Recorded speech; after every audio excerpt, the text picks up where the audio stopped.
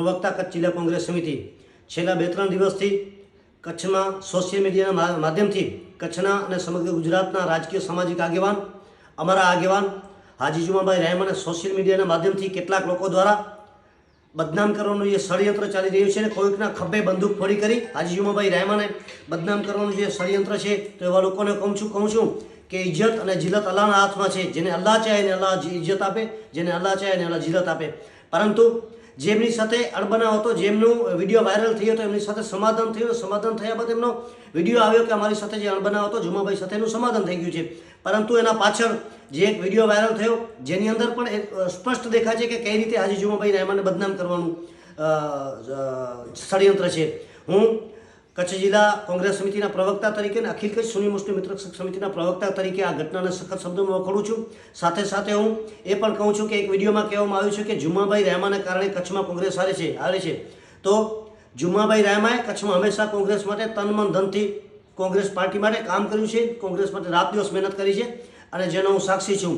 2014માં શક્તિસિંહભાઈ ગોયલ અમારા અબડાસા મત વિસ્તારમાં કોંગ્રેસ પાર્ટીના ઉમેદવાર તરીકે ચૂંટણી લડી રહ્યા હતા ત્યારે જુમાભાઈ 1 મહિનો સુધી અબડાસા મત વિસ્તારમાં રહ્યા હતા. એમનો સાક્ષી છું. અને એમની સાથે સાથે બીજા મુસ્લિમ સમાજના આગેવાનો પણ કોંગ્રેસ પક્ષના જે કોંગ્રેસ સાથે સંકળાયેલા આગેવાનો મદદ કરી હતી.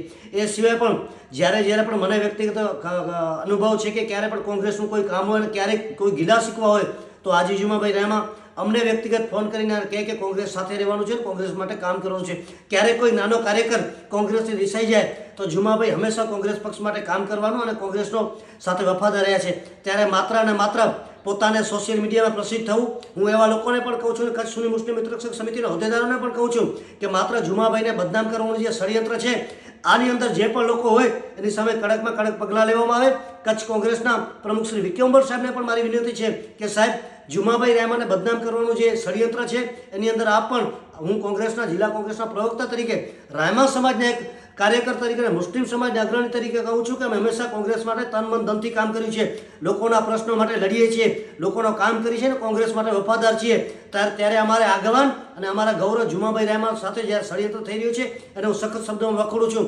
હું કચ્છ જિલ્લા કોંગ્રેસ સમિતિના પ્રમુખ શ્રી વિક્રમભર સાહેબને પણ વિનંતી કરું છું અને કચ્છ કોંગ્રેસના તમામ આગેવાનોને શિસ્ત નેતૃત્વને પણ વિનંતી કરું છું કે જુમાભાઈ પર જે આક્ષેપ થયા છે તો તમારે પણ જુમાભાઈએ પક્ષ માટે કામ કર્યું છે તો ખુલ્લામાં આવીને મેદાનમાં કહેવું પડશે.